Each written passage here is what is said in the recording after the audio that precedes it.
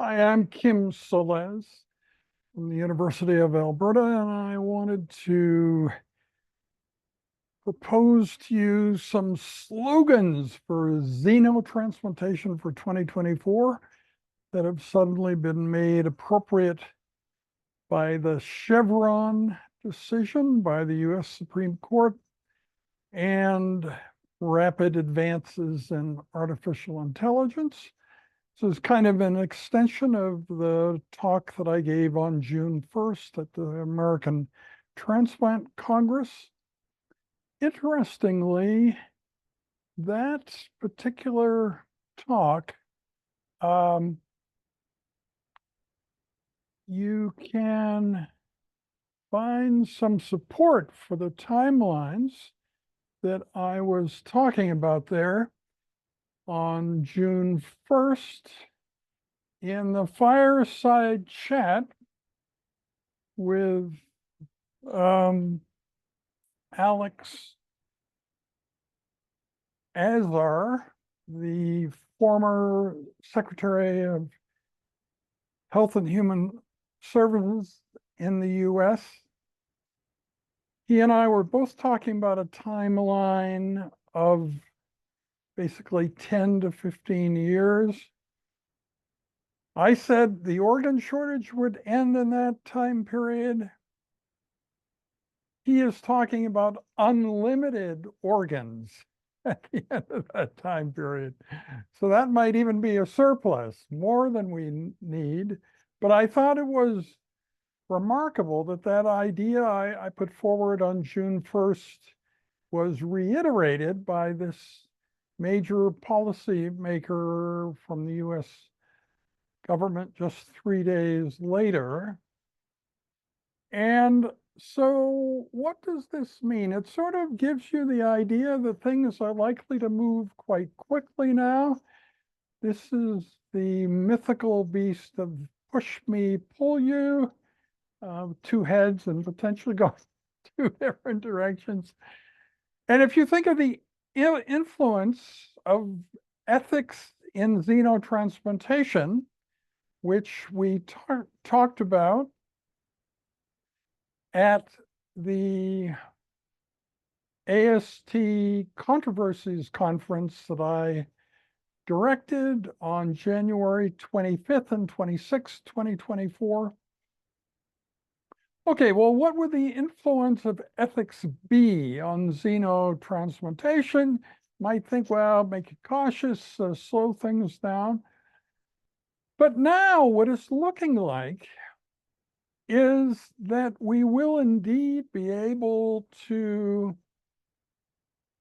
expand transplantation tenfold, so that rather than just serving 10% of the need for organs, we're able to completely provide all organs needed. So that would be 10 times more organs, 10 times more people, 10 times more investment.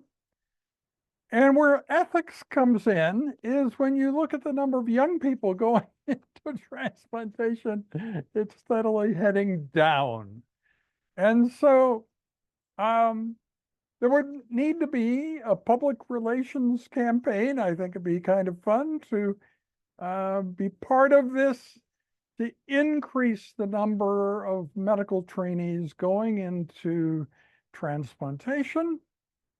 Yeah, so that all sounds very simple. You need to get more people. Is that the case forever? Well, what about automation? Let's give some thought to automation for a bit. And the idea of maybe the completely automated world. And yeah, so it's true that we would need a lot more people initially than we have now in transplantation.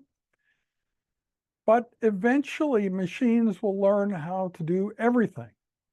The clinical assessment, the surgery, the pathology, everything. So we won't need people doing that. So the only people involved in transplantation pretty much will be the patients, right? Isn't that a dramatic thought? How long would that take? I don't know, but probably a relatively long time, but maybe still within our lifetime. That point at which everything in transplantation is automated. But it kind of causes us to rethink everything we thought about at the Controversies Conference. But let's talk about some of those things. Like, how are we learning about xenotransplantation at the moment? You can think about the sort of ideal patient. Is that what we're doing? We're looking for the one patient that gives us all the lessons.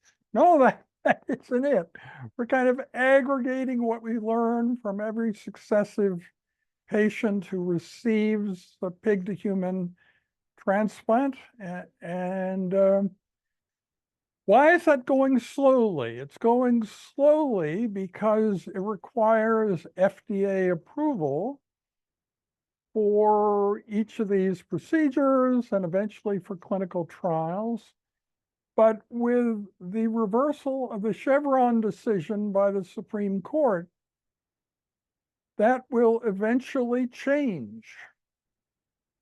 We have to do it safely, and I guess nobody knows the rules. Nobody anticipated that suddenly you would be able to petition the court to do certain medical procedures, and that is where the decision will lie rather than at the FDA or other agencies. It's really a dramatic turnaround. I think nobody's really talking about this yet because they're scared to death. But what impressed me is Mohammed Mahadeen from the University of Maryland on July 2nd reposted a short from his statement of January 9th, 2024, that xenotransplantation is no longer just around the corner, it's here. And in the week of January 9th, one couldn't have been absolutely certain that he was correct about that. But the reason for reposting it now is with a Chevron decision, things will likely move a lot more quickly. We don't know what will exactly set the pace, but it's going to be very interesting times now. And it makes these whole questions of ethics and xenotransplantation more urgent, more interesting, more intellectually challenging to talk about. But maybe this video will start you thinking about that.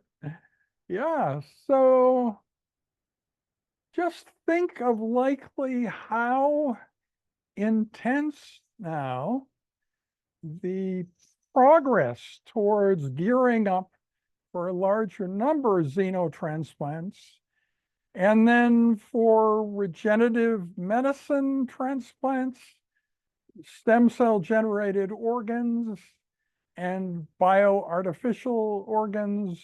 And between those three, that is how we would then be able to end the organ shortage, or as Alex Azar says, have unlimited organs. We'll see whether he's right or I'm right, but it's fun to think we're both talking about the same timeline of 10 to 15 years. And yeah, so how about that, eh? I'd love to hear your comments on this. And if you have more specific ideas how all this is going to work, we're working on a better graphic for the push me pull you. So that's coming. Yeah, should have that in a day or two. Anyway, that's it. I'd love to know what you think about this and what you see as the impact of the reversal of the Chevron decision on xenotransplantation, on transplantation in general, and a whole bunch of other things. Okay, thanks very much.